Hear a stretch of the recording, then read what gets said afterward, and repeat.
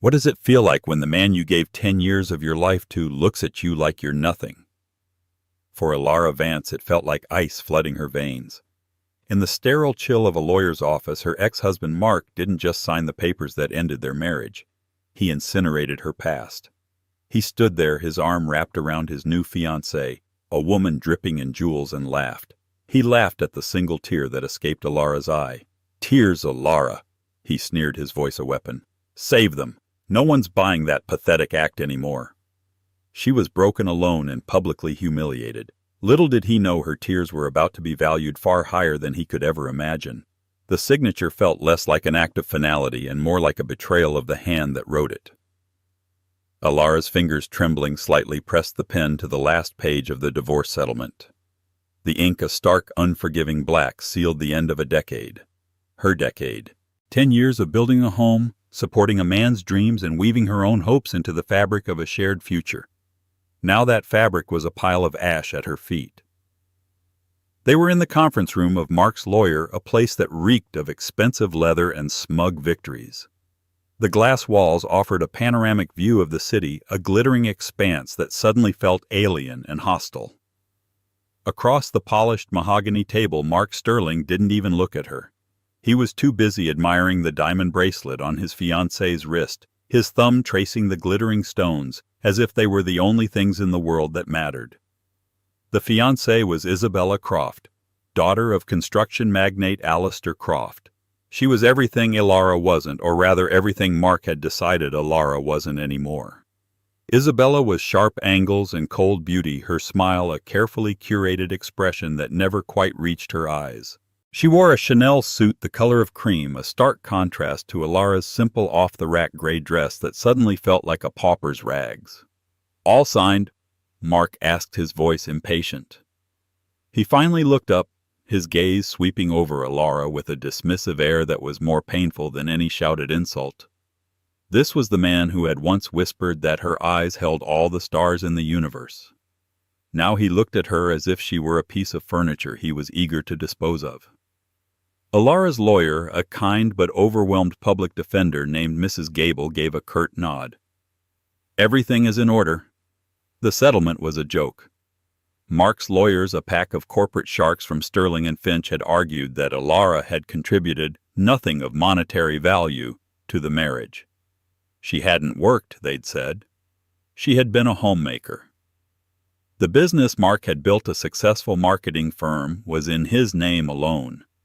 The house which Elara had spent years turning into a home was being sold. She was walking away with a pittance, a sum so insulting it was clearly meant to be a final slap in the face. A single hot tear escaped her control, tracing a burning path down her cheek. She quickly tried to wipe it away, but it was too late. Mark saw it. A cruel smirk played on his lips. He leaned forward, his voice low enough that only she and Isabella could hear the venom in it. "Tears, Elara. Really? What are you crying for?" "The end of your free ride." Isabella let out a delicate, tittering laugh. "Don't be so harsh, darling," she said, though her eyes were daggers. "She's probably just realizing she'll have to get a real job now." The word struck Elara with the force of a physical blow. Her free ride. She remembered the all-nighters she'd pulled helping Mark draft business plans on their tiny kitchen table. The endless networking events she'd attended, smiling until her face ached, charming potential clients. The sacrifices, the skipped vacations, the unwavering belief she'd poured into him. All of it erased, reduced to nothing. "Save them," Mark continued, leaning back in his chair and draping an arm around Isabella. "No one's buying that pathetic act anymore. You're not the supportive wife of a rising star now. You're just an ex-wife. Yesterday's news." The humiliation was a physical entity, a lead weight pressing down on her chest, making it impossible to breathe. She felt the eyes of the lawyers on her, a mixture of pity and professional detachment. She had to get out. Without a word, Elara stood up. Her legs felt unsteady like a newborn foal's. She grabbed her worn handbag from the floor, its cracked leather a testament to a life of practicality, not luxury. "Thank you, Mrs. Gable," she murmured, her voice a hoarse whisper. She turned and walked towards the heavy glass door, each step an monumental effort. She didn't look back. She couldn't bear to see their triumphant smiles one more time. As the door swished shut behind her, she heard Mark's voice loud and clear, carrying into the hallway. "Finally! Now, Isabella darling, what do you say we celebrate at the St. Regis? I believe a bottle of their '98 Cristal is in order." The sound of their laughter followed her down the silent carpeted hall, chasing her out of the building and into the harsh light of the afternoon sun. Elara stood on the bustling sidewalk, blinking as the city rushed past her in a blur of yellow cabs and hurried footsteps. She was invisible, a ghost in a gray dress haunted by the life she had lost. The single tear she'd shed in that room was followed by a silent, shuddering wave of grief. She cried not for the man he was, but for the man she thought he had been, and for the woman she had been when she was with him. That woman was gone now, and Elara had no idea who was supposed to take her place. The first week of her new life was a study in silence. The grand 5-bedroom house she had shared with Mark was replaced by a cramped 1-bedroom apartment in a part of the city she'd only ever driven through with the doors locked. The silence there was different. In the old house, silence had been peaceful, a comfortable quiet shared between two people. Here it was a hollow, ringing void that amplified the sound of her own breathing and the frantic beating of her heart. The walls were thin, painted a sickly shade of beige. She could hear the neighbors' arguments, the blare of their television, the cry of a baby. It was a constant reminder of the lives happening all around her, while hers had ground to a screeching halt. The pittance from the settlement barely covered the deposit and 3 months' rent. After that, she was on her own. For days she did nothing but unpack the few boxes of belongings Mark had allowed her to take. Old photographs felt like relics from another person's life. The woman in them, smiling brightly next to a younger, more hopeful-looking Mark, was a stranger. Elara saw the naivety in her own eyes and felt a bitter pang of regret. Had she been blind? Or had she simply chosen not to see the subtle shifts in his character? The growing arrogance, the casual cruelty that had started as jokes at her expense. Her reflection in the dusty bathroom mirror was a stranger, too. Her face was pale, her eyes puffy and shadowed. The spark that had once defined her was gone, extinguished by a flood of betrayal. Mark's final words echoed in her mind. "You'll have to get a real job now." He'd said it as an insult, but it was now her reality. Her resume was a ghost. 10 years as a homemaker. Before that, a bachelor's degree in art history, a passion she had set aside to support Mark's ambition. Who would hire a 32-year-old woman with a decade-long gap in her employment history and a degree most considered useless? The rejection emails piled up. Overqualified. Underqualified. Not the right fit. Each one was a small, sharp jab at her already fractured self-esteem. The savings dwindled with alarming speed. Panic, cold and sharp, began to set in. She sold the few pieces of jewelry Mark had given her in their early, happier years.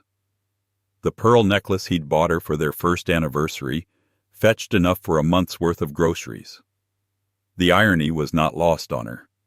One rainy Tuesday, staring at her last $50, Elara knew she couldn't be picky anymore. She scrolled past the listings for office assistants and junior marketing roles and landed in the service industry section. There a posting caught her eye. Housekeeping staff full-time, the Apex Tower, competitive hourly wage benefits included. The Apex Tower. It was the most exclusive residential building in the city, a glittering spire of glass and steel that scraped the sky. Its residents were a who's who of the city's elite old money tech billionaires, foreign dignitaries. Working there as a cleaner felt like the ultimate humiliation, a cosmic joke. She would be cleaning the toilets of people like Isabella Croft. Swallowing her pride, which tasted like ash and bile, she filled out the online application. To her surprise, she got a call the next day. The interview was with a stern but fair woman named Maria, the head of housekeeping. Maria didn't care about the gap in Elara's resume or her degree in art history. She cared about attention to detail, reliability, and discretion. The people who live here. Maria said, her eyes boring into Elara's. They don't want to see you or hear you. You are a ghost. You do your job perfectly and you disappear. You see nothing, you hear nothing, you say nothing. Can you do that? Yes, Elara said, her voice stronger than she expected. I can do that. She was hired. Her uniform was a simple but well-tailored black polo shirt and black trousers. Her first day was a blur of training, learning which cleaning products to use on Italian marble versus Brazilian slate, how to fold towels into perfect hotel-style triangles, and the cardinal rule: never ever engage a resident unless they engage you first. The work was grueling and anonymous. She cleaned sprawling, empty apartments that were more like art galleries than homes their owners off in Paris or Tokyo. She scrubbed floors so polished you could see your own defeated reflection in them. It was mindless, repetitive work, which was both a blessing and a curse. It gave her too much time to think. As she polished a chrome faucet to a mirror shine, she would remember polishing the silver for a dinner party Mark was hosting for potential investors. The memory so sharp it felt like a phantom pain. The other staff were polite but distant, each lost in their own world of silent work. Elara ate her lunch alone in the stark, windowless staff cafeteria in the building's sub-basement. She was a ghost, just as Maria had instructed, and in a way it suited her. She didn't want to be seen. She wanted to disappear. The apex tower, with its hushed corridors and empty, silent homes, was the perfect place for a woman who felt like she no longer existed. Little did she know, in the highest, most exclusive corner of the tower, someone was about to see her for the very first time. The penthouse at the apex tower was a legend among the staff. It was referred to simply as the Summit. It occupied the entire top 2 floors, a glass palace in the sky with its own private elevator, and a view that could humble a god. It belonged to the man who had built the tower itself, Julian Thorne. Julian Thorne was more myth than man. The staff whispered stories about him, that he was impossibly demanding, that he fired people for looking at him the wrong way, that he was a recluse who hadn't been seen in public for years. No one from housekeeping was ever assigned to the Summit. He had his own private staff flown in from Europe, who were as mysterious as he was. So when Maria called Elara into her office one Friday afternoon, her heart hammered against her ribs. She was sure she was being fired. Maybe she'd left a smudge on a window or a towel folded incorrectly. "Elara?" Maria began, her face unreadable. "There's been a change in staffing. Mr. Thorne's personal housekeeper had a family emergency and had to fly back to Switzerland. He has requested a temporary replacement from our team." Elara's eyes widened. "Me? He doesn't want a stranger in his home," Maria explained, as if it were the most logical thing in the world.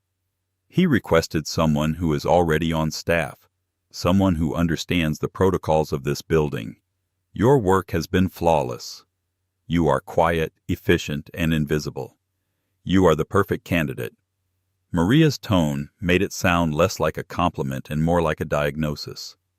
"The pay is triple your current rate, but the rules are tenfold.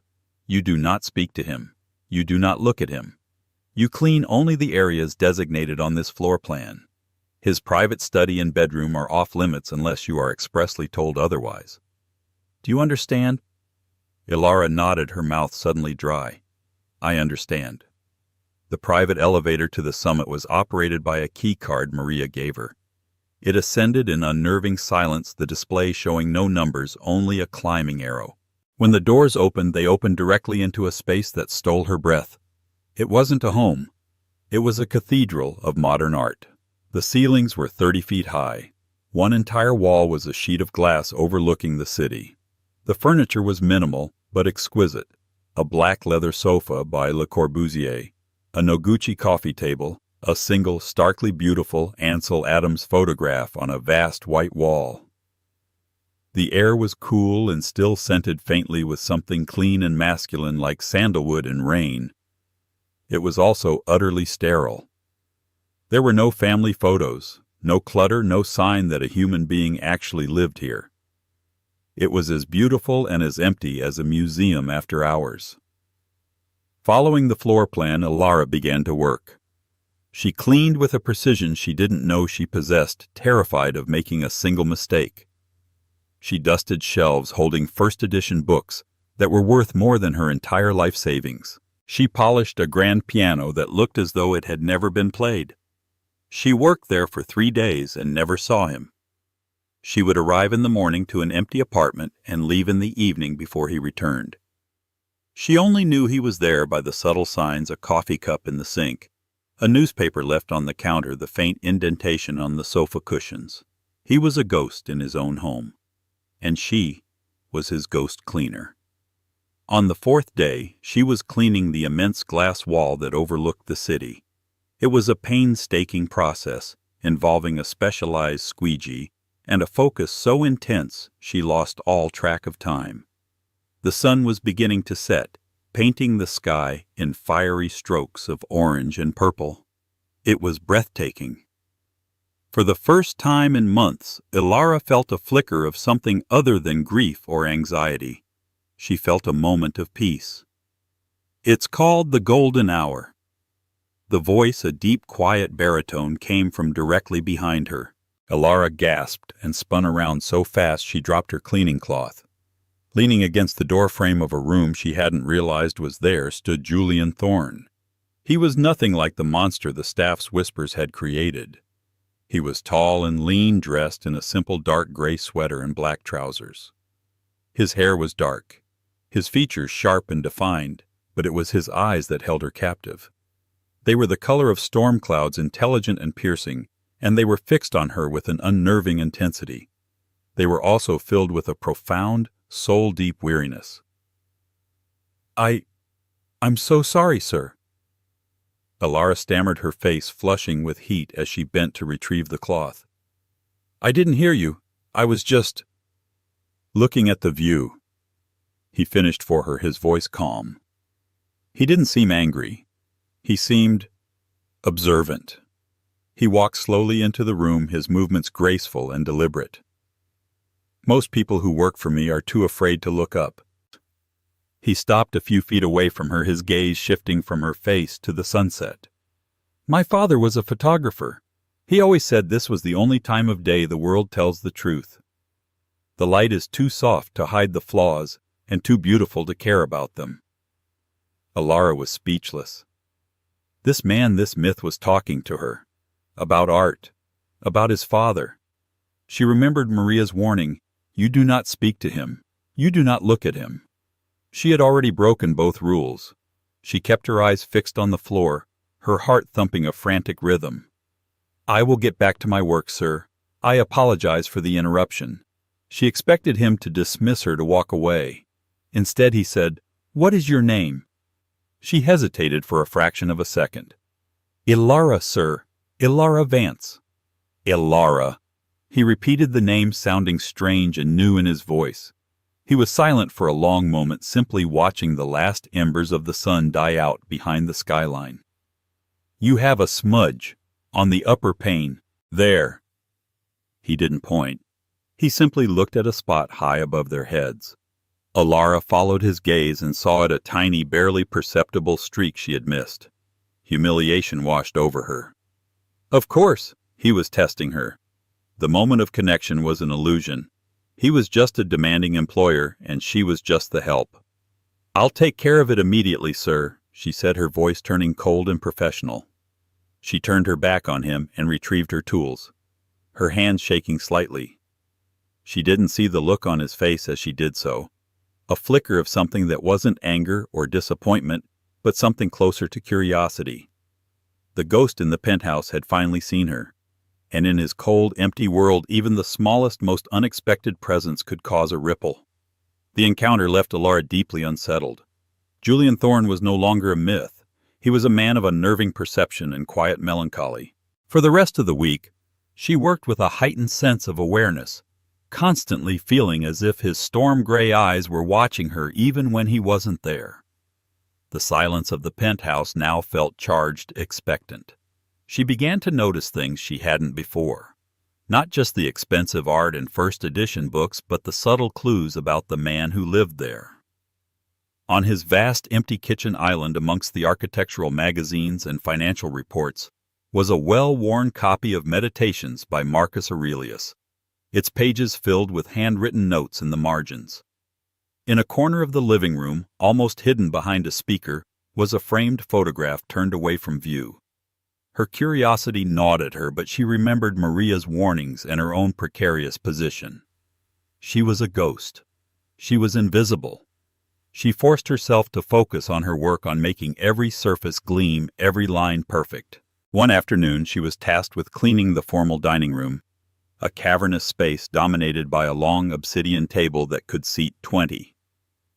The room was clearly never used. As she was carefully dusting the table's surface, she noticed a portfolio case left behind slightly open. It wasn't his usual leather briefcase. This one was older, made of canvas, and a few papers had slipped out. Her training screamed at her to ignore it, to clean around it and pretend it didn't exist. But one of the pages that had slid out was a blueprint, and something about it caught her art history-trained eye. It was for a building, but it was unlike the cold corporate monoliths Julian's company Ethelridge Holdings was famous for. This design was different. It was elegant, fluid, and designed to integrate with nature. It was for a children's hospital. Beneath the blueprint was a project proposal. Her eyes scanned the first paragraph before she could stop them. The project was named the CT, Memorial Children's Wing. It spoke of creating a space for healing that didn't feel like a hospital, a place of light and hope for the city's sickest children. It was a philanthropic endeavor funded entirely by a private trust, Julian Thorne's trust. The portfolio was full of them plans for public parks, art scholarships, homeless shelters. This was a side of the ruthless billionaire the world knew nothing about. This was the man behind the myth. Suddenly, a sound from the main living area made her jump. The private elevator had arrived. Julian was home early. Panic seized her. She quickly tried to slide the papers back into the portfolio, but her fumbling fingers betrayed her. In her haste, she knocked over a heavy silver pen that had been lying next to the case. It rolled off the table and clattered onto the polished concrete floor with a sound that seemed to echo like a gunshot in the silent room. She froze, her heart leaping into her throat. Footsteps approached, measured and unhurried. Julian Thorne appeared in the doorway, his tie loosened, his jacket slung over one shoulder. He looked tired. His eyes went from her terrified face to the portfolio on the table, to the pen on the floor. Elara braced for the inevitable. For the cold dismissal, the call to Maria, the end of the only job she had. "Mr. Thorne, I am so sorry. I was cleaning, and I knocked this. I didn't mean to look." Her voice was a desperate, trembling whisper. He said nothing for a long moment. He walked over, picked up the pen, and placed it calmly back on the table. He then looked at the blueprints she had been staring at. His expression was unreadable, a mask of stone. "This wing," he said, his voice quiet but laced with an edge of steel. "It is named after my sister, Chloe Thorne. She passed away when she was 7. The confession hung in the air between them, raw and unexpected. Elara felt the professional barrier between them dissolve, replaced by a moment of profound and painful human connection. She saw him not as her boss, the billionaire titan, but as a man carrying an immense hidden grief. Her own loss was so fresh, so raw, that she recognized the shape of his. Without thinking, without considering the consequences, she spoke from the heart. "My father was an architect," she said softly. "He always said that a building wasn't just stone and glass. He said it was a home for a memory, a place to keep something precious safe." She looked from the blueprints to his face. "It's a beautiful home for her memory." The stony mask on Julian's face flickered. For a split second she saw something in his eyes. Surprise, vulnerability, perhaps even gratitude. He had expected an apology, an excuse. He had not expected to be understood. He slowly closed the portfolio, his movements deliberate. "What did you say your degree was in, Mrs. Vance?" "Art history, sir," she replied, confused by the question.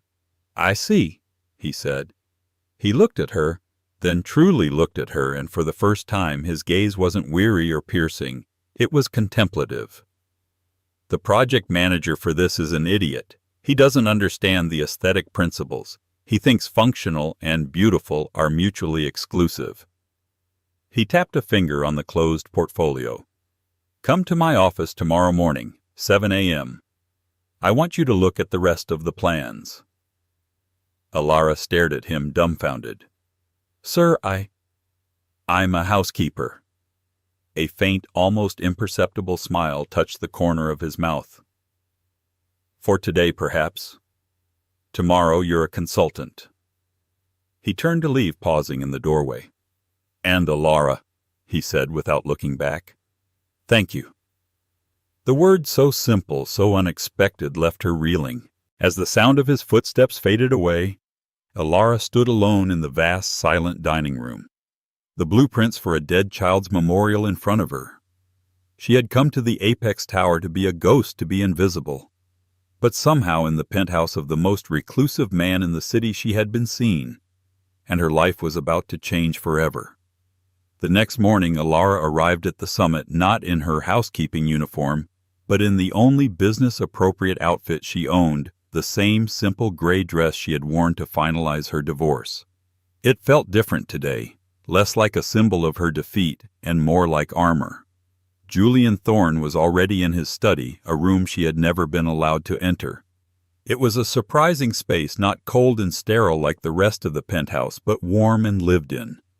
Bookshelves stretched from floor to ceiling, crammed with books on philosophy, history, and architecture. Instead of a desk, there was a massive wooden drafting table covered in sketches and blueprints. He was standing over it, a mug of black coffee in his hand. He gestured for her to join him. The problem, he said without preamble, is here, the entrance hall. I want it to feel like walking into a forest of light. My project manager gave me this. He pointed to a sterile box-like design.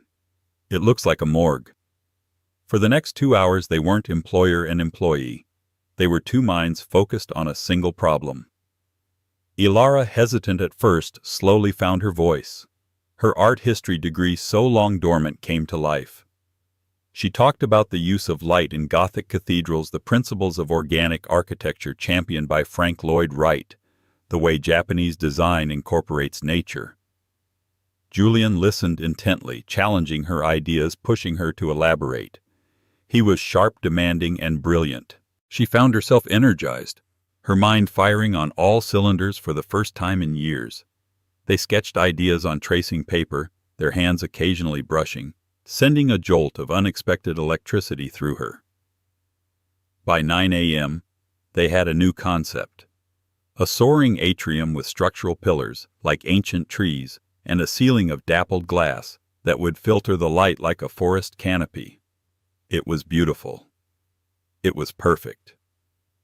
Julian leaned back, looking at their combined work with a rare expression of satisfaction. I haven't had an intellectual conversation that stimulating since, well, ever. He looked at her, his storm-gray eyes clear. The job is yours if you want it. Project consultant for the memorial wing. Your salary will be commensurate with the role, not with your previous one. Elara felt a dizzying rush of hope. It was more than a job. It was a lifeline. It was a chance to be herself again. Yes, she said, her voice filled with emotion. Yes, I want it. The news of Elara's sudden promotion sent ripples through the staff, but no one was more shocked than Maria, who simply nodded and handed Elara a new keycard with a cryptic look in her eye. Elara's life transformed overnight. She moved from the sub-basement cafeteria to a sleek office at Ethelredge Holdings headquarters. She traded her cleaning uniform for business suits she bought on a new company credit card. The work was challenging and all-consuming. She was not just a consultant. Julian made her an integral part of the team. He valued her opinion not just on aesthetics, but on the entire project's ethos. For the first time in a decade, she felt respected. She felt powerful. The fragile peace she was building was shattered a month later. There was a charity gala being held in the grand ballroom of the Apex Tower, a fundraiser for the very hospital they were building the new wing for. Julian insisted she attend as part of the Ethelredge team. Dressed in an elegant midnight blue gown that Julian's personal assistant had arranged for her, Elara felt like she was in a fairy tale. Then she saw them. Across the glittering ballroom, holding court by the champagne fountain, were Mark and Isabella. Mark looked handsome and smug in his tuxedo, Isabella a vision in blood-red silk. They were laughing, surrounded by the city's elite. Elara's blood ran cold. Of course they would be here. Alistair Croft, Isabella's father, was a major donor. She tried to turn away to blend into the crowd, but it was too late. Mark's eyes scanned the room and locked onto hers. A look of pure, unadulterated shock crossed his face, followed by a dark, possessive scowl.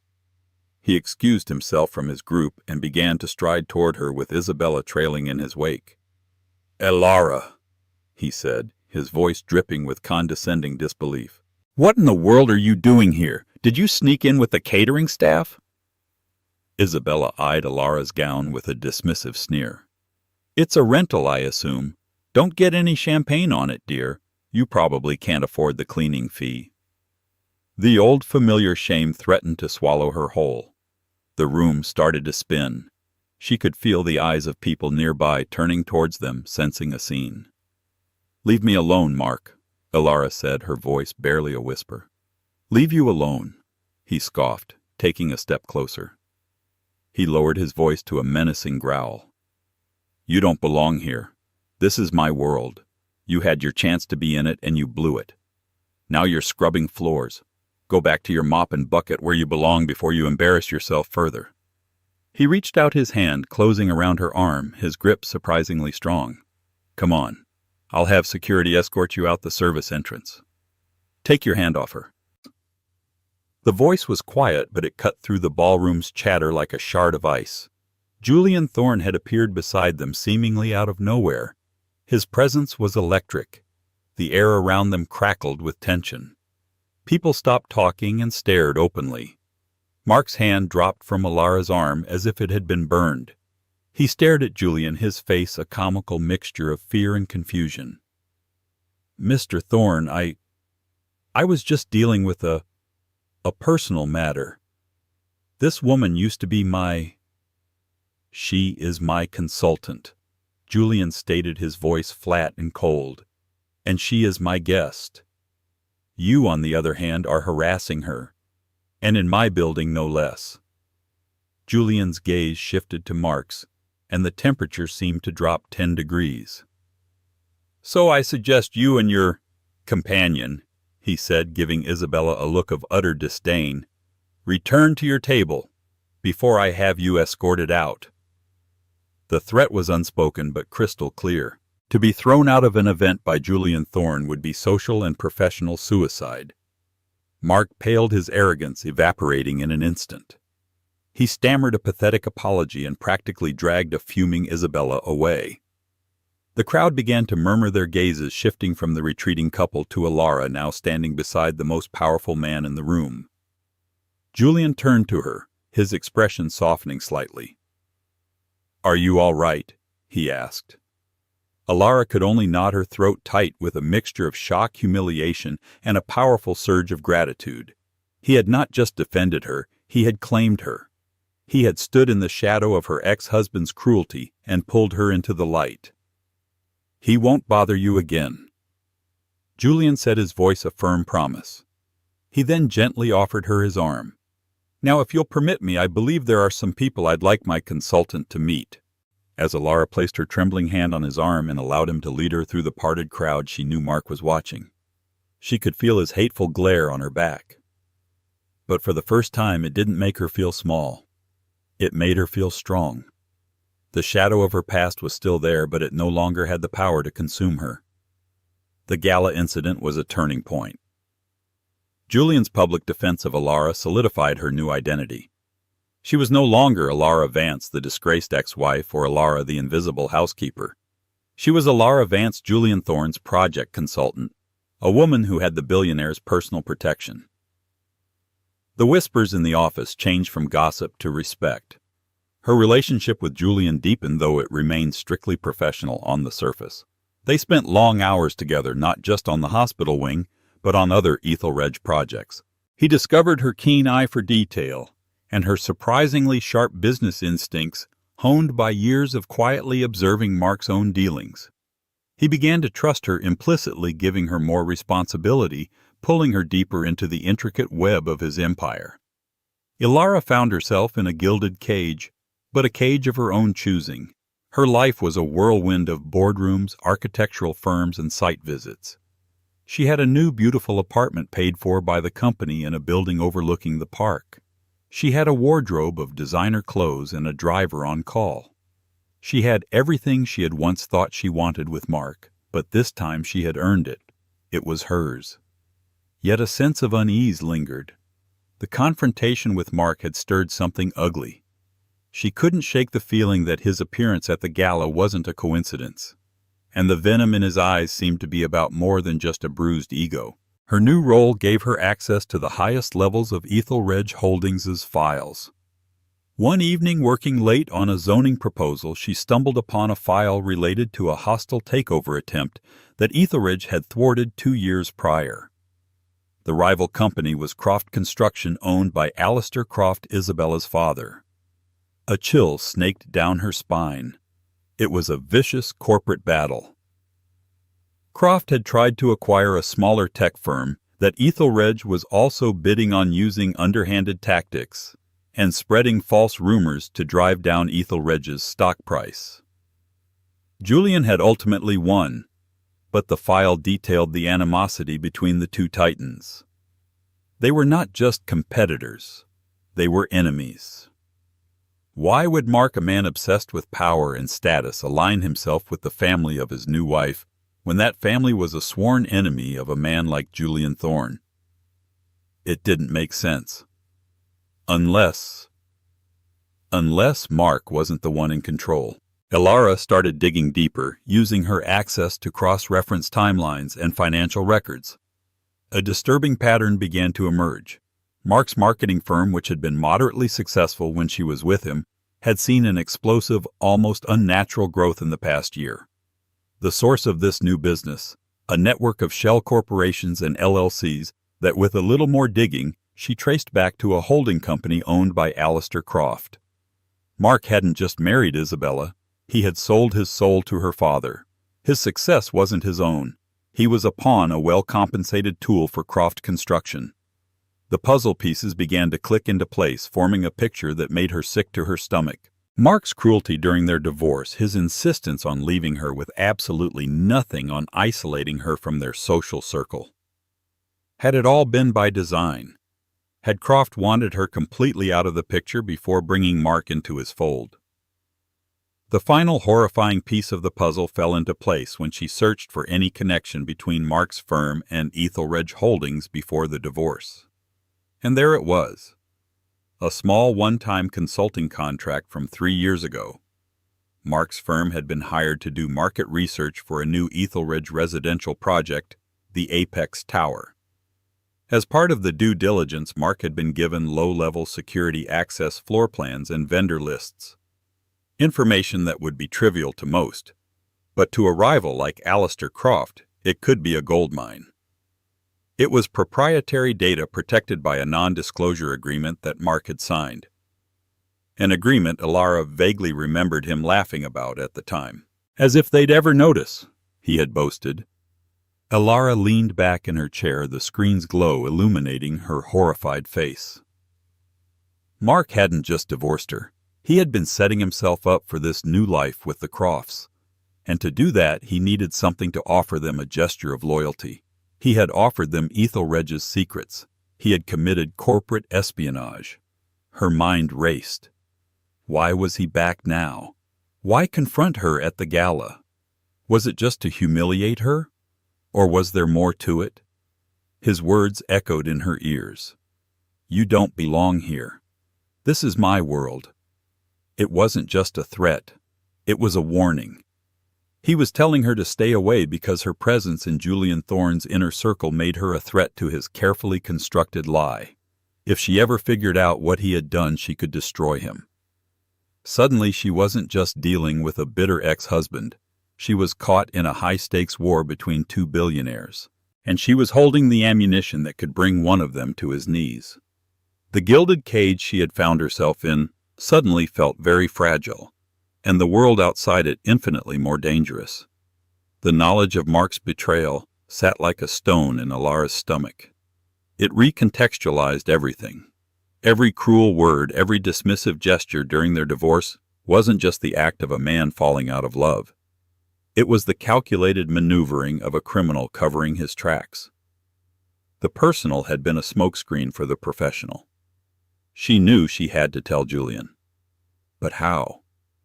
Walking into his office and accusing his chief rival's son-in-law of corporate espionage based on circumstantial evidence she'd accessed herself felt like a dangerous overreach. She needed proof, something undeniable. Her mind went back to their old house, the one she had been forced to leave so quickly. Mark had always been careless with his paperwork. While he had a main office, he often worked from home, leaving documents on his desk in the study. She remembered packing her life into boxes under his watchful, impatient gaze. In her haste, had she packed something of his by mistake? That night, she tore through the few boxes of belongings she still kept in storage. They were filled with painful memories, photo albums, old letters, trinkets from their travels. At the bottom of a box labeled MISC, Papers, she found it. A plain manila folder tucked between old art class sketchbooks. She didn't remember packing it. Her hands trembled as she opened it. Inside were the original hard copies from the Ethelred contract 3 years ago. And behind them, printouts of emails between Mark's private account and an anonymous encrypted address. They were dated from just before their separation. The emails were damning. Mark was discussing the sale of proprietary information, Ethelred's security protocols vendor, cost sheets, and resident profiles for the Apex Tower. The anonymous user was asking specific probing questions. In the final email, Mark wrote, "The price is my entry. The asset is a clean slate. I'm ready to finalize the divorce and sever all old ties." He had traded Ethelred's secrets and his marriage for a place at the Croft family table. The next morning, Elara walked into Julian's office and closed the door behind her. She placed the manila folder on his desk without a word. Julian looked from her pale, determined face to the folder. He opened it and began to read. The silence in the room was absolute as he went through the documents, his face an unreadable mask of calm.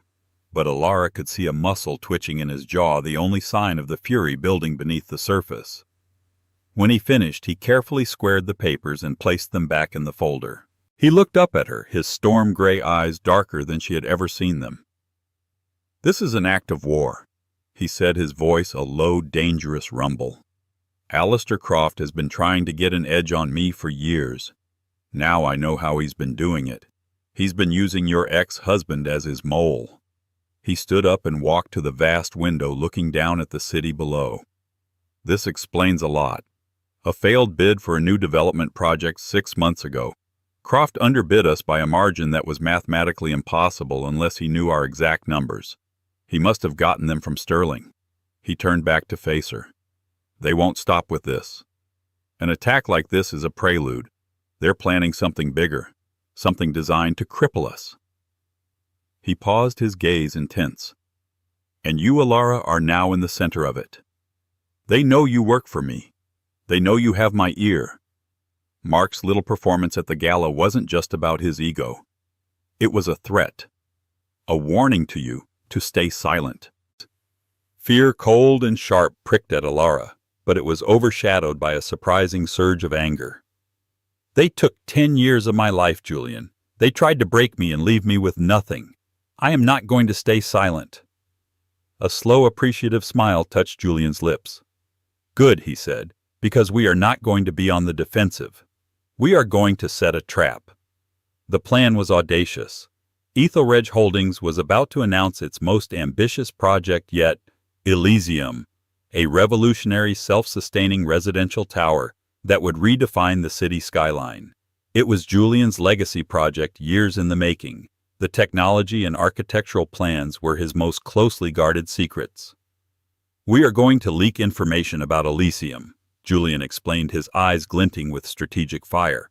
"But we are going to leak false information. We will create a second complete set of blueprints, financial projections, and material specs. Flawless but fake. This data will contain a fatal flaw, a structural miscalculation so subtle it would take months for engineers to find, but so critical it would bankrupt any company that tried to build it."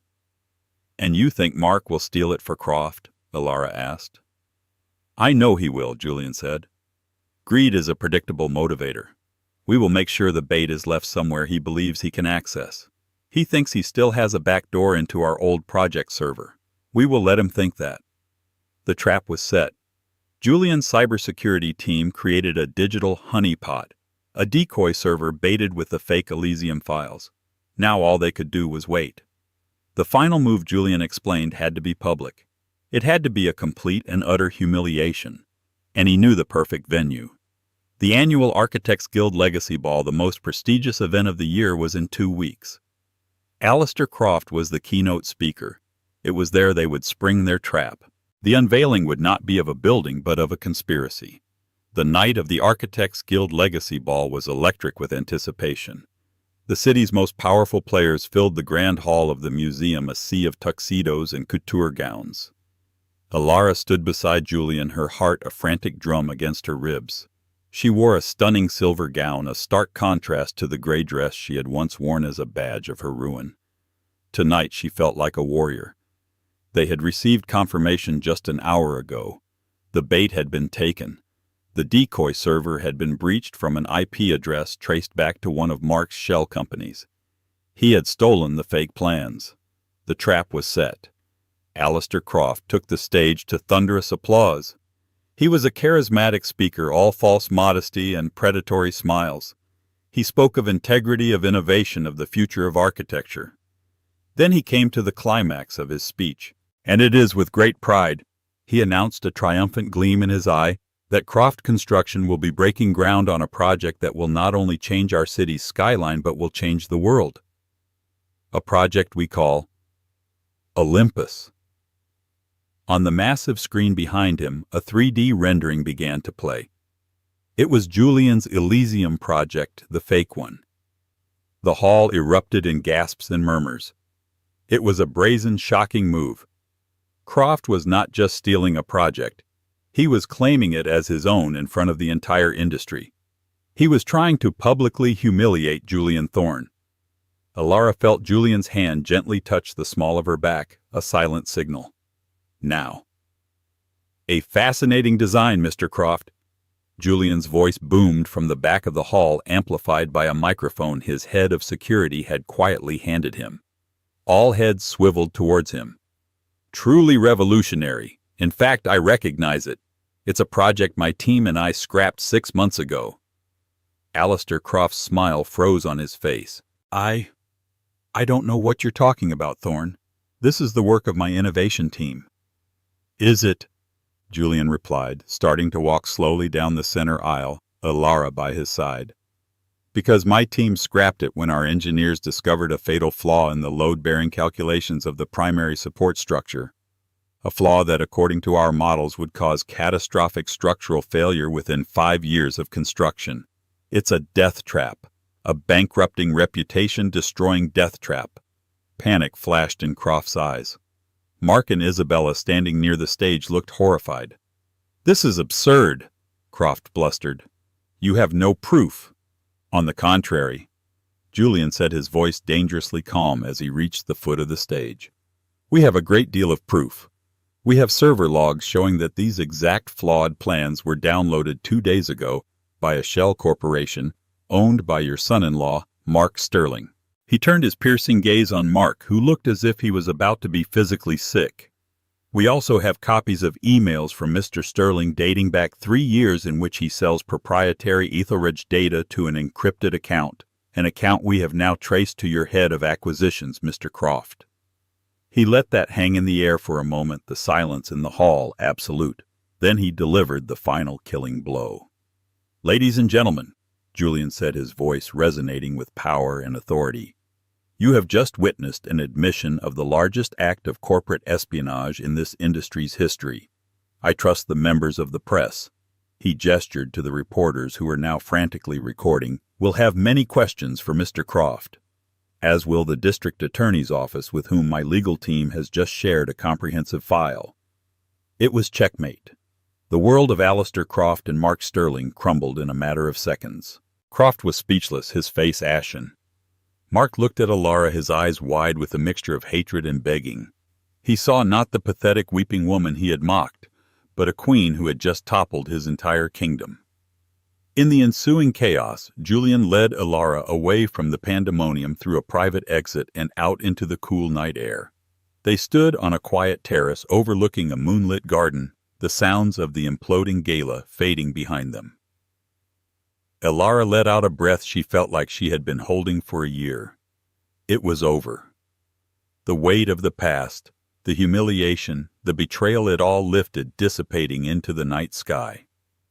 A single tear slid down her cheek. But this tear was different. It wasn't a tear of pain or sorrow. It was a tear of release, of victory, of a grief finally laid to rest. Julian saw it. He didn't mock it. He didn't question it.